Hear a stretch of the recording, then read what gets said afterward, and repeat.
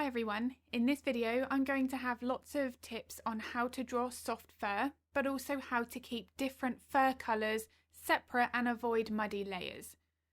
Now when working on fur texture like this, the way that we're using the pencils is really important, and also how the initial base layer is established. You do have a couple of options. You can work with your pan pastels or soft pastel sticks first and then work with your pastel pencils on top. My preference, especially when working on smaller portraits like this, is to work just with the pastel pencils from start to finish. Now I like to have the additional control that the pencils offer, and when working with a pan pastel base layer, if the colours where we've got the ginger fur, the white fur and the black fur start to become muddled together, which will happen potentially more easily when working with a sponge applicator, that very first application can result in those colours getting mixed from the start. So that's another reason why I just find having the control with the pencils, being more precise with which colour goes where, I find is a real advantage. Now one of the additional tips here when working with the base foundation is just to make sure that you don't have any harsh start and stop points between those colours. And this is where using the sponge applicators to blend the colours together can also create muddy layers. When I'm using the pastel pencils, you can see I'm being very precise with those areas, and it might only be blending for 3 to 4 millimeters. It's not the whole area. So I do want to make sure that when I'm darkening a colour, that I'm doing that at the right stage. You'll see that I haven't worked with the darkest value within that ginger fur. I do want to be making sure that I'm assessing that as I go. When I start putting the darker colour next to it, I'm being very cautious not to go too far into where that orange fur is. The way that I'm building up these shapes, the way that the markings are, the placement of those is very important. So again, if I end up creating too much blend between those colours, those markings will shift. When I'm starting to then try to maybe correct that, if I do realise the placement is a little bit off, then that is also where muddy colours are going to happen. So by working with this application first, with the pastel pencils, I'm just less likely to have those issues happen. If I did this portrait on a larger scale, I would have more room to work, so that is a consideration. But here with this 6x8 size, I wanted to push how much realism I could get on a smaller drawing, and also the control with these pencils here is being maximised because it is a smaller area. And I do like to fit in these smaller portraits in between larger, more complex pieces because they really do help break up the routine. They're great for if we're feeling a little bit burnt out, being able to get something finished in a shorter period of time but still achieve a high level of realism is really motivational. When I was working here on the dark fur, it was really important to make sure that I had that dark enough. So in this case, I went straight in with the darkest black that I had, and then I've started putting in some of that detailing on top. One of my biggest tips when drawing black fur is if you're working from a good quality reference photo and you can't see any detail in some of those darkest areas, some of those shadows, then it's okay to draw it as it is. Forcing detail that you can't see is going to potentially add more of a wiry look to the fur, which for this kitten I really want to avoid. The fur is exceptionally soft, but here I want to be making sure that I'm not also changing my light source. If I start adding lighter details over the dark fur because I feel like that's going to achieve more realism, I will make that light source shift. Then I'm going to start to potentially change the way that the shape looks, because the position of a highlight and shadow is never random. It follows the underlying bone and muscular structure. So for example, above that right eye, you can see that there are some more of those lighter greys. That there is helping to isolate the eye socket. The way that that fur curves over and the fur direction is backing up that shaping of the face. The fur direction over those areas, those key structures such as the eye socket, the jawline, the cheekbones, they're not random. The fur moves in that way because it's following the structure of the skull. So one other thing as well is to assess the length of the pencil strokes. So this is going to of course be determined by how long the fur is in each area. Around the nose, the mouth section of a cat portrait, the fur is generally much shorter than elsewhere on the face.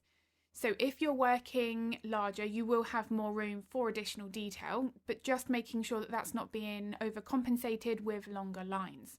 In some smaller portraits, it might just be that shading with that pencil, hinting at the lights and the darks, is enough, because forcing in this situation longer lines to make those details more apparent would then have the fur in that area looking far too harsh.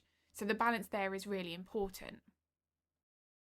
One other thing that is very important when working with a high level of realism is to take regular breaks. So if you start to feel that your eyes are getting a bit tired, maybe you're starting to rush through that layering process, put your pencils down for a little while, even if it is just for 15 minutes, and then take a bit of a breather.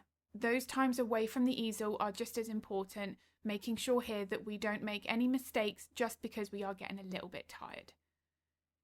When I started working on the ears, I really wanted to capture the variation between the warm and the cool colours.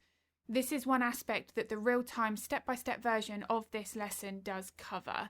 All aspects of pencil technique and of course how to build the layers.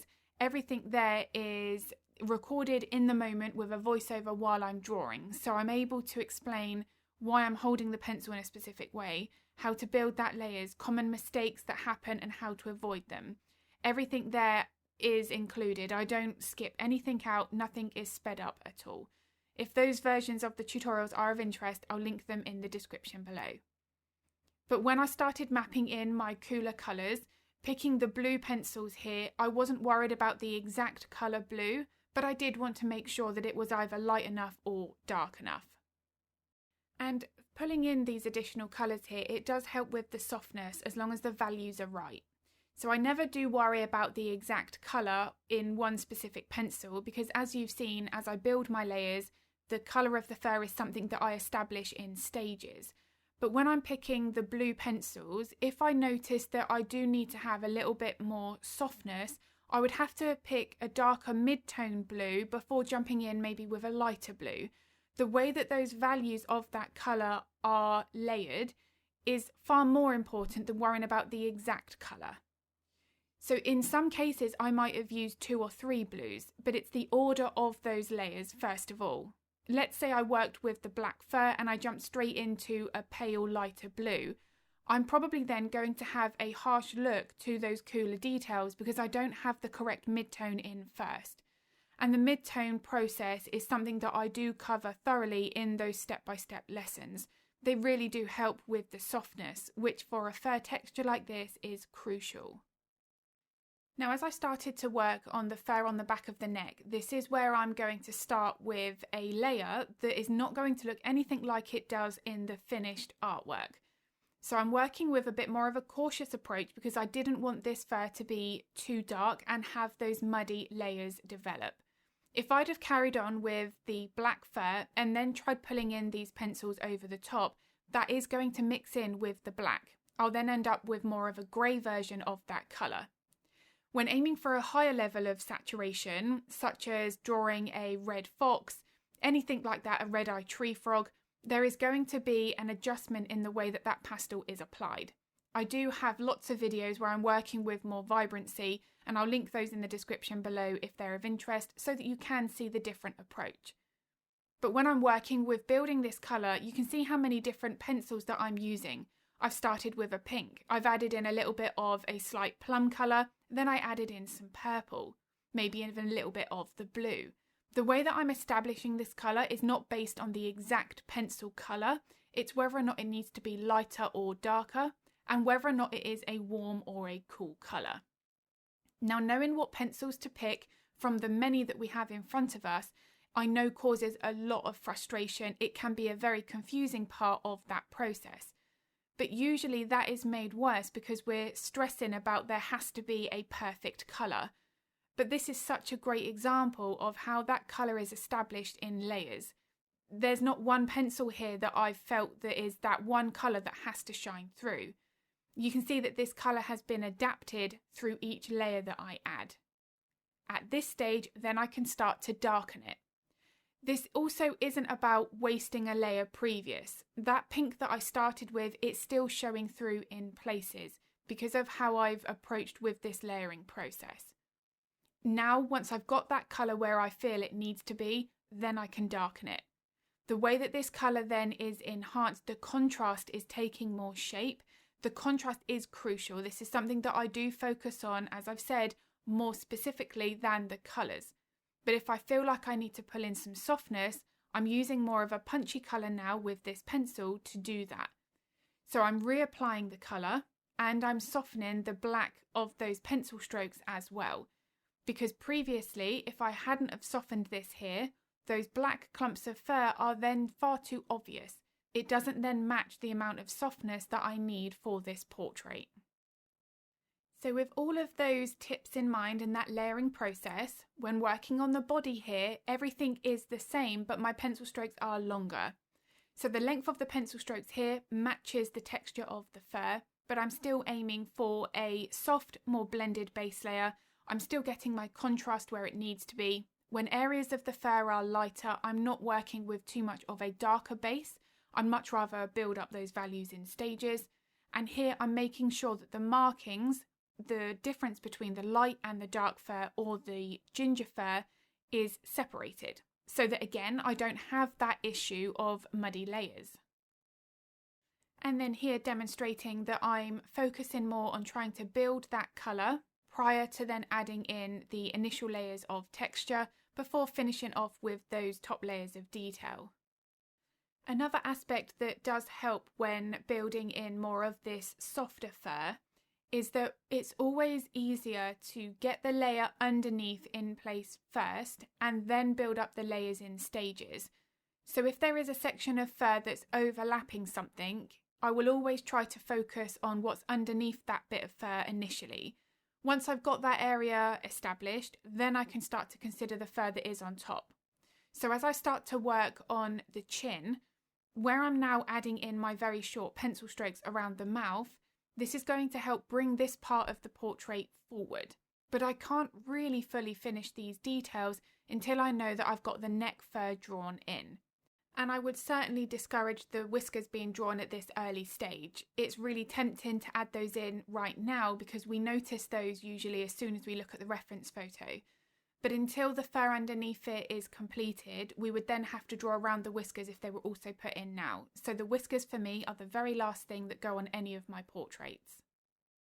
And as I'm starting to continue with the layers here with the white fur, one thing that I'm asking myself regularly is how bright is this fur compared to another section of white fur on the face? If this area on the chest is not as bright as the face, I know that although it's technically white fur, I don't need that to look as bright, so that I've got a nice balance between those values. And another way to more easily judge that is to lean back in your chair. Obviously I've zoomed out of my camera here to get the same perspective, but standing a little bit further away from your drawing, you're able to then identify these main changes more easily.